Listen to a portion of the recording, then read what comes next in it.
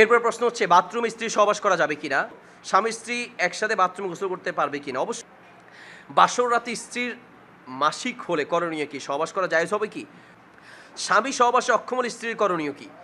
পশ্চিম দিকে ফিরে সহবাস করা যাবে কিনা বা সহবাস করার ক্ষেত্রে কোনো দিক নিয়ে কোনো সমস্যা আছে কিনা। এরপর প্রশ্ন হচ্ছে আমার স্বামী প্রবাসে থাকে, ভিডিও কলে বিবস্ত্র হওয়া যাবে কি। উল্টোভাবে উল্টোভাবে সহবাস করলে নাকি সন্তান বিকলাঙ্গ হয়। সহবাস শেষে বীর্য বাহিরে ফেললে গুনাহ হবে কি। রমজানের দিনে স্ত্রীর সাথে সহবাস করলে কাফারা দিতে হয়, তাহলে রাতেও সহবাস করলে কাফারা দিতে হবে কি। এরপরের প্রশ্ন স্বামীর বাম পাশে স্ত্রী ঘুমালে কি ক্ষতি হয়। এরপর প্রশ্ন হচ্ছে বাথরুমে স্ত্রী সহবাস করা যাবে কিনা। প্রিয় ভাই, বাথরুম তো সহবাসের জায়গা না, বাথরুম হচ্ছে মূলত মল ত্যাগের জায়গা। তো বাথরুমে কেন সহবাস করতে যাবেন। বাকি হয়তো বা কারণবশত করা লাগতে পারে, বাচ্চা আছে বা বিভিন্ন কারণে হাজবেন্ড হয়তো বা বাইরে চলে যাবে ইত্যাদি বিভিন্ন কারণে যতদূর সম্ভব বাথরুমে সহবাস করা উচিত নয়। সহবাস রুমেই করবেন, নিরিবিলি জায়গায় যেখানে অন্যদের সমস্যা না হয় এই ধরনের করাই উচিত। বাকি কোনো কারণে যদি কেউ কারণবশত বাথরুমে সেই ধরনের ব্যবস্থা থাকে বা সহবাস করতে চান, শরীয়তে এটা নিষেধাজ্ঞা বা শরীয়তের দৃষ্টিকোণ থেকে সেটা হারাম হবে এমনটা নয়, তবে যতদূর সম্ভব সেখানে না করাটাই উচিত, কারণ মূলত সেটা হচ্ছে মলত্যাগের জায়গা। ঠিক আছে।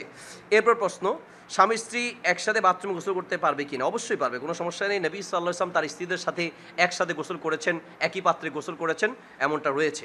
এই জন্য স্বামী স্ত্রী একসাথে বাথরুম গোসল করতে পারবে, কোনো সমস্যা নেই। পশ্চিম দিকে ফিরে সহবাস করা যাবে কিনা বা সহবাস করার ক্ষেত্রে কোনো দিক নিয়ে কোনো সমস্যা আছে কিনা।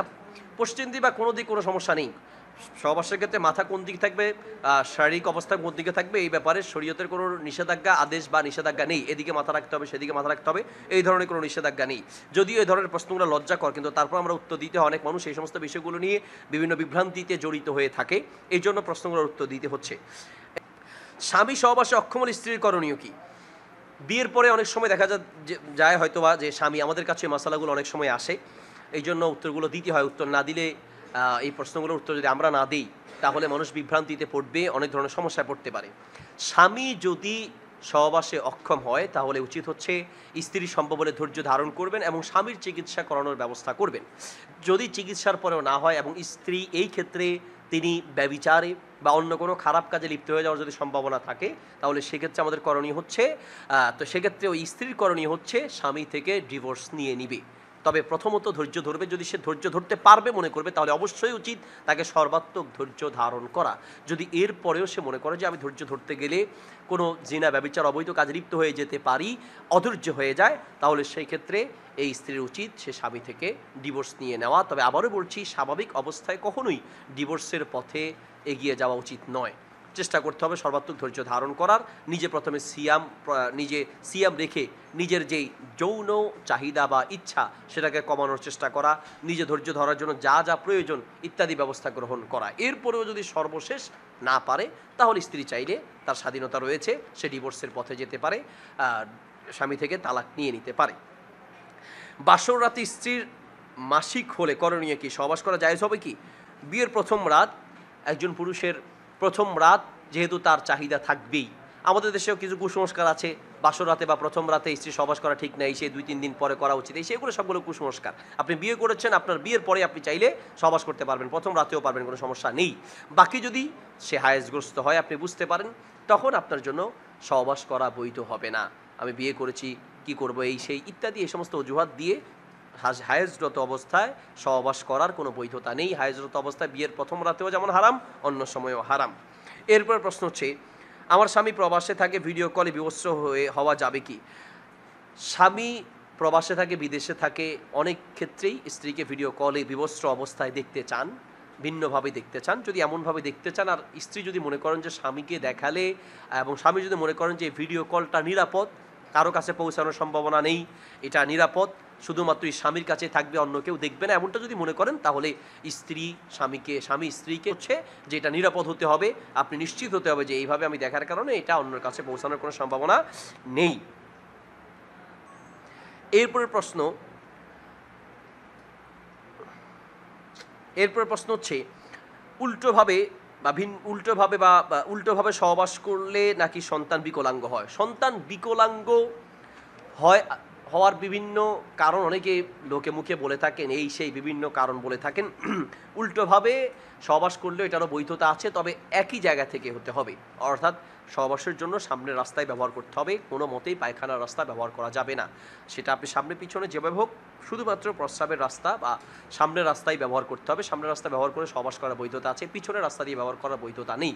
সেটা আপনি আপনার স্ত্রী হারসুল্লাকুম, আল্লাহ সুবহানাহু ওয়া তাআলা বলেছেন এটা তোমার জন্য একটি চাষ, অর্থাৎ তুমি যেভাবে চাও তার সাথে সহবাস করতে পারো, তবে কোনো হারাম পন্থায় নয়। পায়খানার রাস্তা ব্যবহার করা যাবে না, হায়েজ নেফাজ অবস্থায় সহবাস করা যাবে না। আর এছাড়া আপনি আপনার মনের চাহিদা মতো আপনি সহবাস করতে পারেন, হারাম পন্থা বাদ দিয়ে কোনো সমস্যা নেই। সহবাস শেষে বীর্য বাহিরে ফেললে গুনাহ হবে কি? বীর্য বাহিরে ফেলা এটাকে ফিকের ভাষায় আজল বলা হয়। যদি কেউ সন্তান নিতে না চায় তাহলে স্ত্রীর গর্ভে বা যৌনাঙ্গে বীর্য না ফেলে সে চাইলে বাহিরে ফেলতে পারবে, যদি বাচ্চা নিতে না চায়। তবে বাচ্চা কেন আপনি নেবেন না সেই বিষয়টা আপনাকে ভেবে দেখতে হবে। অনেক সময় বাচ্চা হলে আমি কি খাওয়াবো, বাচ্চাকে আমি কীভাবে লালন পালন করব, ওরে খাওয়াবো কি, আমার রুজি রোজগার নেই, এই নিয়তে বাচ্চা নেওয়ার পথ বন্ধ করা যাবে না। আল্লাহ সুবহানাহু ওয়া তাআলা বলেছেন, সূরা হুদের 6 নম্বর আয়াতে এসেছে, ওয়ামা মিন দাব্বাতিন ফিল আরদ ইল্লা আলাল্লাহি রিজকুহা। আল্লাহ সুবহানাহু ওয়া তাআলা বলছেন যে পৃথিবীর প্রত্যেকটা প্রাণীকে রিজিক দেওয়ার দায়িত্ব শুধুমাত্র একজনের, তিনি কে? আল্লাহ। আল্লাহর হাতেই শুধুমাত্র রিজিক দেওয়ার দায়িত্ব। সূরা তালাকের 3 নম্বর আয়াতে আল্লাহ সুবহানাহু ওয়া তাআলা বলেছেন, ওয়ায়ারযুকুহু মিন হাইসু লা ইয়াহতাসিব। তিনি বান্দা পৃথিবীতে সৃষ্টি করে এমনভাবে রিজিক দিবেন বান্দা তুমি কল্পনাও করতে পারবে না। আমরা দেখেছি যে আগের তুলনায় মানুষ বেড়েছে, আল্লাহ সুবহানাহু ওয়া তাআলা রিজিক বাড়িয়ে দিয়েছেন, মানুষ বেড়েছে। আল্লাহ, আমরা ছোটবেলায় দেখেছি আমলকি খেয়েছি, এক মুঠে 15-20টা আমলকি ধরতো, এখন এক একটা আমলকি আপেলের মতো বড় বড় পাওয়া যায়। মানুষ বেড়েছে, আল্লাহ রিজিকের সাইজ বাড়িয়ে দিয়েছেন। আমরা বড়ই খেয়েছি, ছোট ছোট বড়ই, এখন এক একটা বড়ই পাওয়া যায় পেয়ারার মতো বড় বড়। মানুষ বেড়েছে, আল্লাহ রিজিকের সাইজ বাড়িয়ে দিয়েছেন। আমরা ছোটবেলায় ডিম খেয়েছি, শুধু সাদা ডিম, দেশি ডিম। এখন দেশি ডিম আছে, ফার্মের ডিম আছে, সাদা আছে, কালো আছে, লাল আছে, কোয়েল পাখির ডিম আছে, কত ডিম আছে। মানুষ বেড়েছে, আল্লাহ রিজিকের সাইজ বাড়িয়ে দিয়েছেন, রিজিক বাড়িয়ে দিয়েছেন। কাজেই সন্তান হলে খাওয়াবো কি, এই আশায় সন্তান নেয়ার পথ বন্ধ করা যাবে না। বাকি সন্তান নিতে গেলে সন্তান অসুস্থ হয়ে যেতে পারে, তার সমস্যা হতে পারে, অথবা স্ত্রীর কোনো সমস্যা হতে পারে, অসুস্থ হয়ে যেতে পারে, মারা যেতে পারে। এইরকম যদি মনে করেন তাহলে সাময়িকের জন্য সন্তান না নেয়ার বৈধতা আছে। স্থায়ীভাবে সন্তান না নেওয়ার পন্থা অবলম্বন করার বৈধতা নেই। সাময়িকভাবে সন্তান না নিতে চাইলে আপনি আজলের যে পদ্ধতি সেটা অবলম্বন করতে পারেন। আজল মানে সহবাস করবেন কিন্তু বীর্যটা বাহিরে ফেলবেন, যেটার সাথে অনেকটা মিল রয়েছে বর্তমান যুগের যে ইউজ করা হয় কন্ডম, এগুলো ইউজ করা যেতে পারে। এছাড়াও আরও কিছু পদ্ধতি আছে, বিভিন্ন গাছ, ইনজেকশন, এগুলো ওই ওষুধ খাওয়া ইনজেকশন ওইসবগুলো দেওয়ার চেয়ে কন্ডম ইউজ করাটার সমর্থন হাদিস থেকে বেশি পাওয়া যায়। সাহাবীরা আজল করতেন, তার মানে বাহিরে ফেলতেন, আর কন্ডমের মাধ্যমে বীর্যটা মূলত বাহিরেই ফেলা হয়। সম্মানিত শ্রোতাবৃন্দ, আপনারা যারা আমাদের প্রশ্নগুলো শুনছেন, আপনারা যারা আছেন শুনছেন, বা মিডিয়া যারা শুনবেন, আপনারা এই সমস্ত বিষয়গুলোকে নিয়ে অনেক সময় ভাববেন বা চিন্তা করতে পারেন যে আমরা এগুলোর উত্তর কেন দিচ্ছি। এই সমস্ত বিষয়গুলোর উত্তর যদি আমরা না দিই, অনেকেই না বুঝে এগুলোকে হারাম পথে চলে যাচ্ছে, অবৈধ পথে চলে যাচ্ছে। রাসূল সাল্লাল্লাহু আলাইহি ওয়াসাল্লাম এই সমস্ত বিষয়গুলোর উত্তর দিয়েছেন, হাদিসে এসেছে কিভাবে। ইসলাম তো এমন একটা ধর্ম, সূরা মাইদার 3 নম্বর আয়াতে এসেছে, আল ইয়াউমা আকমালতু লাকুম দীনাকুম ওয়া আতমামতু আলাইকুম নি'মাতি ওয়া রাদিতু লাকুমুল ইসলামা দীনা। ইসলাম একটি পরিপূর্ণ জীবন ব্যবস্থা। অন্য কোনো ধর্মে আপনি এত পাই টু পাই প্রত্যেকটা বিষয়ের সমাধান পাবেন না, কিন্তু ইসলাম এমন একটা ধর্ম আপনার প্রত্যেকটা প্রশ্নের জবাব কোরআন সুন্নাহর ভিতরে আছে। সুবহানাল্লাহ।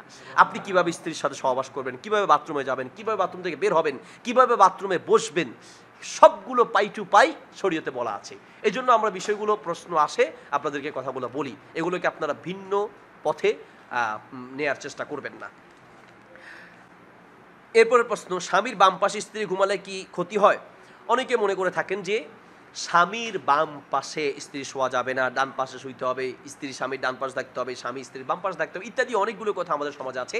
আপনি স্ত্রীকে চাইলে ডানে রাখেন, বামে রাখেন, যেদিকে ইচ্ছে সেদিকে রাখতে পারেন। স্ত্রী ডানে বামে বা যে কোনো পাশেই থাকতে পারে, স্ত্রীর জন্য কোনো একটা পাশ নির্ধারিত নয়। এরপর প্রশ্ন হচ্ছে, লজ্জাস্থানে মুখ দেয়া যাবে কিনা?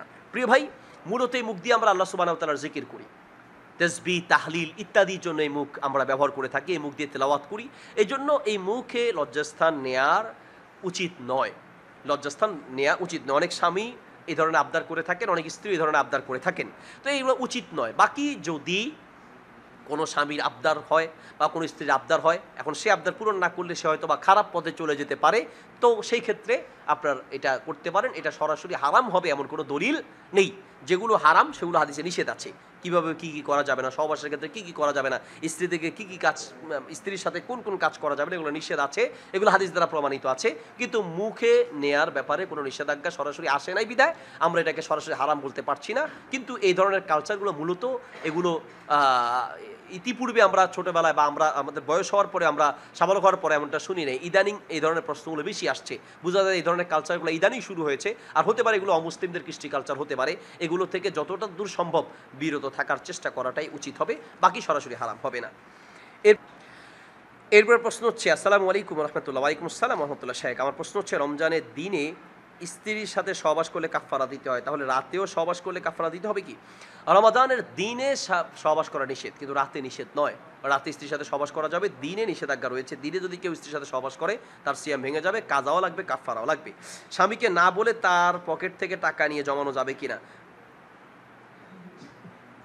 স্বামীকে না বলে, তার মানে এক ধরনের চুরির মশালা। তার মানে স্বামীর পকেট থেকে টাকা নিয়ে চুরি করে রাখা যাবে কিনা, এর উত্তর হচ্ছে, স্বামী যদি আপনার ভরণ পোষণ পরিপূর্ণ না দেয়, আপনার পরিপূর্ণ ভরণ পোষণ দেয়া স্বামীর উপরে দায়িত্ব, তো সেই ক্ষেত্রে যদি না দেয়, তখন একজন মহিলা সাহাবিয়া তিনি প্রশ্ন করেছেন নবী সাল্লাল্লাহু আলাইহি সাল্লামকে। নবী সাল্লাল্লাহু আলাইহি সাল্লাম বলেছেন যে তোমার জন্য যতটুকু ততটুকু তুমি নিতে পারো। তার মানে স্বামী যদি আপনার পরিপূর্ণ হক আদায় না করে, যতটুকু আপনার টাকা পয়সা দরকার ততটুকু না দেয়, তাহলে সেই ক্ষেত্রে যতটুকু আপনার লাগবে ততটুকু আপনি স্বামীর পকেট থেকে না বলে নিতে পারেন, অসুবিধা নেই।